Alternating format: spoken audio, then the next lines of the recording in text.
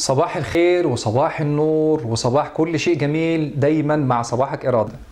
نبدأ فقرتنا الفقرة أخبار خفة النهاردة بالخبر اللي بيقول إن في ابتكار وسادة تمنع الشخير أثناء النوم. بيقول إن قامت مجموعة كيب جروب بجامعة وسيدة بابتكار وسادات تساعد على تخفيف أعراض اضطرابات التنفس أثناء النوم. هذه الوسادة على شكل دب كبير ناعم بأذرع متحركة، فهي مصممة بشكل يجعلها تمتد بلطف إلى النائم لتدفعه إلى تغيير وضعية نومه لينام على أحد جانبيه، ويساعد ذلك على وقف الشخير.